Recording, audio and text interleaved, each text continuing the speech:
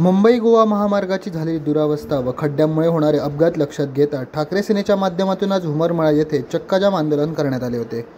माजी आमदार वैभव नाईक यांच्या नेतृत्वाखाली झालेल्या आंदोलनात पोलिसांनी नाईक यांच्यासह अनेक पदाधिकारी व कार्यकर्त्यांना ताब्यात घेतले। प्रशासनाला गणेशोत्सवापूर्वी महामार्गाची दुरुस्ती करण्याचे आवाहन करण्यासाठी हे आंदोलन करण्यात आले। सकाळी 11 वाजता हुमरमाळा येथील पुष्पसेन सावंत महाविद्यालयासमोर राणे स्टॉप येथे मोठ्या संख्येने ठाकरे सेनेचे पदाधिकारी कार्यकर्ते यावेळी जमले होते। यावेळी माजी आमदार परशुराम उपारकर, जिल्हा प्रमुख संदेश पारकर, बाबूराव धुरी, युवा जिल्हा प्रमुख सुशांत नाईक, महिला जिल्हा प्रमुख श्रेया परब यांच्यासह अनेक जण आंदोलनात सहभागी झाले होते। आंदोलनादरम्यान कार्यकर्त्यांनी महामार्गावर घोषणाबाजी केली। कुडाळ तालुका प्रमुख राजन नाईक यांनी महामार्गाच्या दुरावस्थेवर निषेध म्हणून दुधाचा अभिषेक केला, तर महिला कार्यकर्त्यांनी रांगोळी काढून शासनाचा निषेध व्यक्त केला। आंदोलकांनी महामार्ग अधिकाऱ्यांच्या उपस्थितीची मागणी केली, ती पोलिसांनी मान्य केली।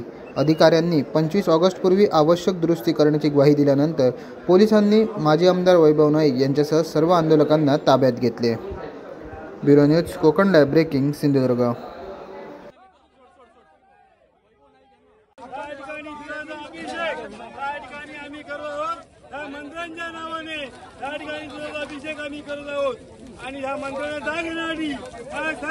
साहेबांनी सुद्धा वारंवार या रस्त्यासंदर्भात आवाज उठवला आहे, शिवसेना लोकप्रतिनिधी आवाज उठवला आहे।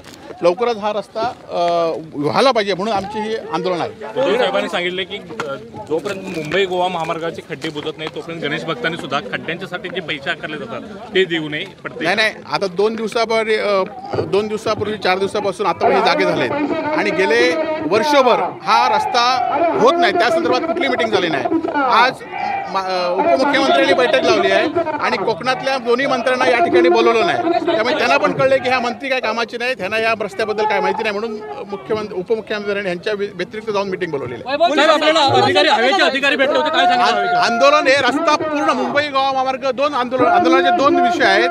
एक विषय रस्ता अर्धवट आहे एक, आणि दुसरा विषय आहे की मुंबई गोवा महामार्ग पूर्ण झाला पाहिजे आणि 98% पूर्ण झाला पण एकीकडे सांगतायत, परंतु सिव्हिल कामं त्यामध्ये 4 उड्डाणपूल आहेत, अनेक ब्रिज आहेत, ही सगळी कामं अपुरी आहेत असं मान्य करतायत। त्याचबरोबर 2025 मध्ये एक टेंडर रिवाइज केलं, म्हणजे नवीन ठेकेदाराला दिलं आहे, म्हणजे तो ठेकेदार आता 2 महिन्यात पूर्ण करणार आहे का, म्हणजे त्याला अजून 1 वर्ष 2 वर्ष मुदत आहे, त्यामुळे हा रस्ता वर्षभर सुद्धा पूर्ण होणार नाही। आणि त्या संदर्भात इथल्या राजकीय लोकांशी किंवा इथले जे खासदार आहेत, इथले माजी केंद्रीय मंत्री नारायण राणे आहेत, ते सुद्धा फक्त निवेदन देण्याचं काम करतायत। त्या संदर्भात त्यांनी सुद्धा कुठे बैठक लावली नाही किंवा त्यांनी सुद्धा वर्षभर 1.5 वर्षाच्या कालावधीत हा रस्ता पूर्ण होण्यासाठी प्रयत्न केलेला आहे।